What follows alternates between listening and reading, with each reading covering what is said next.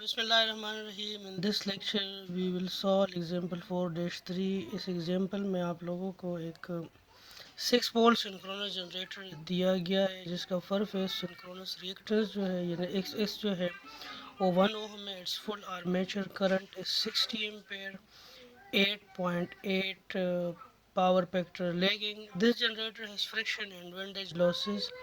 आपको फ्रिक्शन और windage losses जो है 1.5 किलोवाट और कोर लॉसेस आपको 1 किलोवाट गिवन है at 60 hertz at full load. ये जो लॉसेस आपको गिवन है एक्चुअली ये आप आउटपुट पावर और इनपुट पावर फाइंड करने के लिए यानी आप इनपुट पावर के साथ आउटपुट पावर के साथ आप लॉसेस ऐड करके आप इनपुट पावर फाइंड करेंगे और इससे आप एफिशिएंसी फाइंड करेंगे। ठीक है। So, since the armature resistance is being ignored, assume that the I square R losses are negligible. यहाँ पे अगर I square R losses negligible है और आर्मेचर का रेजिस्टेंस आप लोगों ने आपको कहा गया है कि इसको इग्नोर कर दे तो फेजर डायग्राम में भी फिर ये चीज़ रिफ्लेक्ट होनी चाहिए और फेजर डायग्राम में भी आई आर ए पार्ट जो ज़ीरो होना चाहिए। The field current has been adjusted so that the terminal voltage is 480 volt at no load. Field current इस तरह एडजस्ट किया गया है कि आपका टर्मिनल वोल्टेज जो है 480 वोल्ट आपको मिल रहा है। यानी फील्ड करंट इस तरह सेट किया गया है कि नो लोड पे आपका जो इंटरनली जनरेटेड ईएमएफ है वो 480 वोल्ट्स है। तो चूंकि नो लोड है, कोई करंट फ्लो नहीं कर रहा, तो आपका इंटरनली जनरेटेड ईएमएफ ई और आपके जो जो टर्मिनल वोल्टेज है वीटी वो क्या होंगे, बराबर होंगे। चूंकि आपका जनरेटर वाई कनेक्टेड है तो आपके जो टर्मिनल वोल्टेज है 480 वोल्ट्स जो है ये लाइन टू लाइन है और आप लोगों ने वी फेस फाइंड करना है तो उसको अंडर रूट 3 से आप डिवाइड करेंगे। ठीक है। पहले पार्ट में आप लोगों से पूछा गया है कि what is the speed of rotation of this generator. तो स्पीड ऑफ रोटेशन के लिए जो रिलेशन है ये आप लोग देख लें। If N M is equal to 120 if is E divide by P. Frequency कितनी है, 50 हर्ट्स है। नंबर ऑफ पोल्स कितने, 6 हैं। तो आपके पास इसका जो स्पीड है ये 1000 आरपीएम है। अगर आप इस जनरेटर को 1000 आरपीएम से रोटेट करेंगे तो आपके पास ठीक है जी। दूसरे पार्ट में what is the terminal voltage of this generator if the following are true. ये टर्मिनल वोल्टेज आप लोगों ने फाइंड करना है जब आपके पास 0.8 पावर फैक्टर लैगिंग हो, यूनिटी पावर फैक्टर हो या 0.8 पावर फैक्टर लीडिंग हो। ठीक है। तो टर्मिनल वोल्टेज और इंटरनली जनरेटेड ईएमएफ का मैंने आप लोगों को बताया था कि क्या रिलेशन है। ठीक है। सबसे पहले तो आप इसका फेजर डायग्राम फाइंड करें, फेजर डायग्राम इसका ड्रा करें। यहाँ पे आप देखें ये जो पहला डायग्राम है this is actually for lagging power factor. So lagging power factor में actually you have to write the equation. देखिए you know that E A is equal to V5 plus IA RA plus J XS IA. This is the equation. So as RA is negligible, okay, so this part will become 0. So EA is equal to V5 plus J XS IA.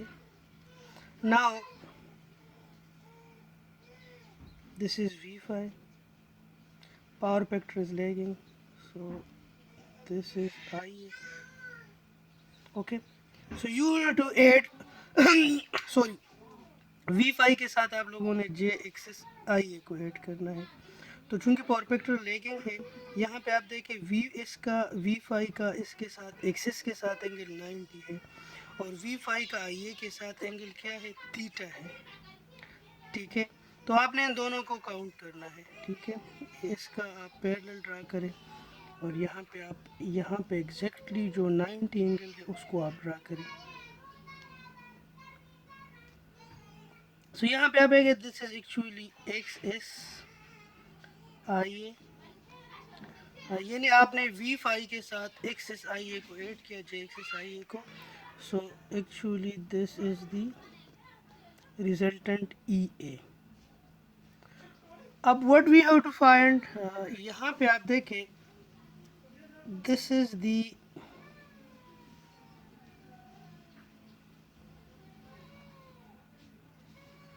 EA is what? E is V phi this vector plus this vector plus this vector. So this is V phi, this vector is V phi, this is theta. This vector is V phi, this is this is x s I a sin theta. Actually this is x s I a. तो इस vector को आप उसके component में resolve करेंगे तो this is X S I A sine theta, this is X S I A cos theta. Okay, so question में आप देखें आप लोगों से पूछा गया पार्ट बी में what is the terminal voltage of this generator, the following are true. पहला केस जो है आप लोगों ने टर्मिनल वोल्टेज यानी वी फेस को फाइंड करना है, वी फाई को फाइंड करना है। It is loaded with the rated current of 8.8 power factor lagging. तो कहते हैं कि जब आपका रेटेड करंट हो, ठीक है, और आपका पावर फैक्टर कितना हो 0.8 लेगिंग हो, तो आपने वी फाई को फाइंड करना है। अब यहाँ पे आप देखें ये जो आपके पास ये जो ट्रायंगल बन रहा है, ये जो ट्रायंगल बन रहा है, ठीक है, दिस ट्रायंगल, ये जो आपके पास ट्रायंगल बन रहा है, तो इस पर पाइथागोरस थ्योरम अप्लाई करें कि E A square is equal to V phi plus x S I A sine theta whole square plus x S I A cos theta square. So यहाँ पे you have to find this v phi, this is unknown, E आपको given है, ठीक है, E आपको given है, access आपको given है, आई आपको गिवन है, थीटा आपको गिवन है।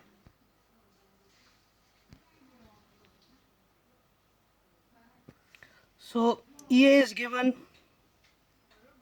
EA is 480 divided by under root 3, XS is 1। तो यहाँ पे आप देखें आपने E A square is equal to V phi plus x S I A sine theta whole square plus x S I A cos theta whole square, इसमें आप लोगों ने पुटिंग कर दी, ठीक है। तो ई ए आपके पास that is 277 whole square, V phi अपनी जगह पे आ जाएगा, X S I A sine theta से आपके पास 36 आ गया, ठीक है, और आपके पास जो x S I A cos theta है उसका स्क्वायर आपने लिया तो 2304 आपके पास आ गया, ठीक है। सो आप लोग इसमें इक्वेशन में पुटिंग करें, इसको सिंप्लीफाई करें, so you will get V phi is equal to 236.8। So actually this is the phase voltage, you have to find the generator is Y connected, so this is the phase voltage. तो आपने line voltage find करना है, इसको under root 3 से multiply करें, ठीक है, तो दिस विल बी 410 वोल्ट्स, यानी आपका इंटरनली जनरेटेड ईएमएफ जो है वो आपके पास 480 वोल्ट है और आपके पास जो टर्मिनल वोल्टेज है that is 410 volt. Now what will happen, what will be the terminal voltage if the generator is operating at unity power factor? So per unity power factor we have to find the V phase and then we have to multiply that V phase with under root 3 so that we can get the line voltage. So this is the phasor diagram for the unity power factor. Unity power factor में आपका जो voltage है और आपका जो current है वो in phase होगा, this is voltage, this is current, in phase है। So actually you have to this is the equation, E is equal to V5 plus JXS IS because RA is negligible and we assume that IARA, the product of IARA is 0, so we have to plot EA is equal to V5 plus JXS IA। इस equation को आप plot करेंगे, so V phi is the reference and what is the angle between V phi and IA, that is 0, but what is the angle between V phi and J axis, so J corresponds to an angle of 90। तो यहाँ पे आप देखें this is V phi, this is J axis IA and this is EA। तो यहाँ पे आप देखें कि V EA whole square is equal to V phi whole square plus XSA whole square, और तो इससे आप लोग V phi जो है वो फाइंड कर सकते हैं। सो यहाँ पे आप देखें ई ए square is equal to V phi square plus x S I A whole square. यहाँ पे आप ई ए चूँकि आपके पास 277 है, एक्स एस की वैल्यू आपके पास 1 है, करंट आपके पास 60 एम्पेयर है, ठीक है। तो आप इस पर पुट करें तो you will get the phase voltage 270 volt, और इसको √3 से मल्टीप्लाई करेंगे तो आपके पास 468.4 वोल्ट्स आ जाएगा। ठीक है, √3 से मल्टीप्लाई इस वजह से करेंगे क्योंकि V phase is the voltage between phase and neutral. ठीक है, और जो फाइनल हमारा आउटपुट है, क्योंकि जो हमें इनपुट गिवन है that is between one phase and the second phase, और one line and the second line. ठीक है, that is called line voltage. तो हमारा आउटपुट जो आंसर है, ठीक है, जो फाइनल आंसर है टर्मिनल, वो भी हम दो टर्मिनल्स को लेंगे, यानी एक लाइन को और दूसरे लाइन को, या एक फेज़ को और दूसरे फेज़ को। फेज़ और न्यूट्रल को हम नहीं लेंगे, इस वजह से हम √3 से मल्टीप्लाई कर रहे हैं क्योंकि generator is why connected. So now if the generator is operating at a load of power factor leading, ठीक है, and that power factor is 0.8 power factor leading, so what will be the terminal voltage here? So this is the diagram, the phasor diagram for leading power factor when R is ignored. So this is V phi, this is plus jx is IA is the power factor is leading, and this is the EA. तो यहाँ पे इस को आप देखें, ये x इसका IA cos theta component है, ये x इसका IA sin थीटा कंपोनेंट है। तो एक्चुअली आपने ये जो ट्राइंगल है, इस ट्राइंगल पे आप लोगों ने pythagoras थ्योरम जो है अप्लाई करना है। तो this whole is V phi, so यहाँ तक से जो यहाँ तक का, यानी आपने इस ट्राइंगल को कंसिडर करना है ना, this triangle, this is a right angle triangle, आपने इस ट्राइंगल को कंसिडर करना है। तो this is E A square is equal to this square plus this square. So what is this, यहाँ से यहाँ तक this is V phase, and यहाँ से यहाँ तक दिस इज एक्स इस आई ए साइन थीटा। तो यहाँ से यहाँ तक ये जो ट्राइंगल का ये बाजू है, this is V phi minus x S I A sine theta, यानी यहाँ से यहाँ तक अगर वी फाई और यहाँ से यहाँ तक x S I A sine theta है, तो यहाँ से ज़ीरो से लेकर ए तक जो है, this will be v phi minus x S I A sine theta whole square, और plus x S I a cos theta whole square, this will be equal to e A square. यहाँ पे आप देखें ई ए square is equal to v phase minus x S I A sine theta whole square, x S I a cos theta whole square. Sorry, this will be whole square, यहाँ पे इन्होंने square नहीं लिखा, but this will B square.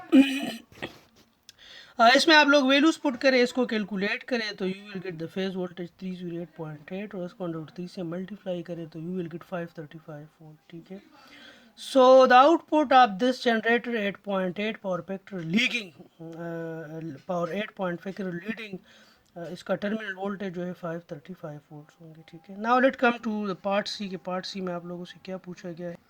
So what है part सी में पूछा गया कि what is the efficiency of the generator ignoring the unknown electrical losses when it is operating at a rated current and 0.8 power factor lagging.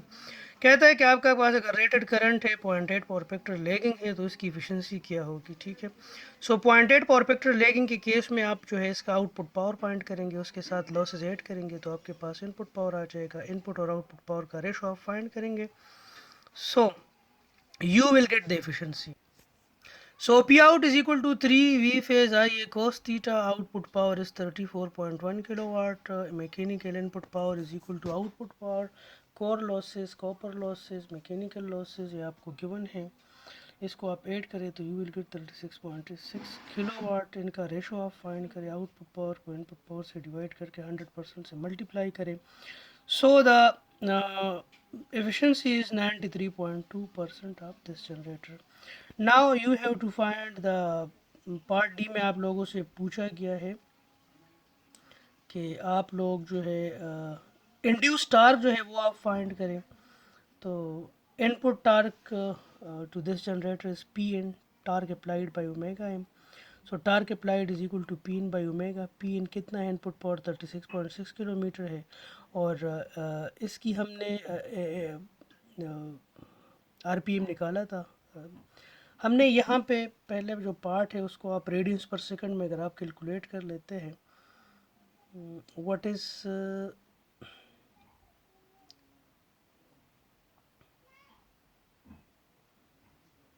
ये देखें, this is 104.7 radian पर second. ठीक है, सो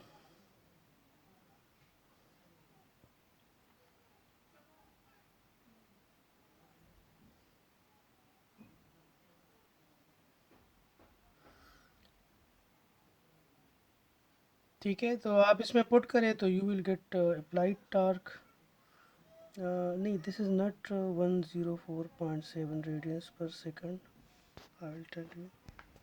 Here omega m is calculated as 125.7 radians per second, and above we have calculated 104 radians per second.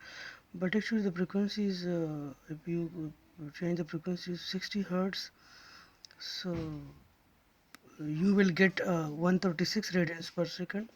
So I think it's a mistake, and you have to put here 104 radians per second, and then you have to calculate the applied torque, and then the converted power can be calculated as torque induced omega M. So torque induced जो है वो आपके पास किस चीज़ के, आपने applied torque भी find कर लिया, आपने इंड्यूस टार्क भी फाइंड करना है. तो कितना पावर का, ये तो एक्चुअली इनपुट पावर का अगर आप ओमेगा एम के साथ रेशो ले लेते हैं तो you will calculate the applied torque. लेकिन सारा का सारा इनपुट जो पावर है वो इलेक्ट्रिकल पावर में कन्वर्ट नहीं होता, बल्कि कुछ लॉसेस भी हो जाते हैं. तो इंड्यूस जो टार्क है that is power converted by omega M. ठीक है, तो converted torque power converter is 34.1 kilowatt, and because converted power and output power is the same when you ignore RA, we have studied that in the previous lecture. So power converter divided by omega m is equal to 34.1 kilowatt divided by 125.7 radians per second. So you will get 271.3 Newton meter. ठीक है. Now you have to calculate about the voltage regulation. Voltage regulation आपने तीनों power factor पे आप लोगों ने find करना है. नो लोड पे सबका 480 वोल्ट है. फुल लोड पे जब आपका पावर फैक्टर लैगिंग था तो आपके पास टर्मिनल वोल्टेज 410 वोल्ट था. ठीक है, उसका आप डिफरेंस निकाल करके परसेंट वोल्टेज रेगुलेशन आप लोग फाइंड करें. यूनिटी के केस में आपका जो आउटपुट पावर था लोड पे फुली लोडेड तो 468 था, और लीडिंग के केस में that was 535. You have calculated all these three values above. ठीक है, पर थ्री डिफरेंट केसेस. तो these are all about the voltage regulation. ठीक है.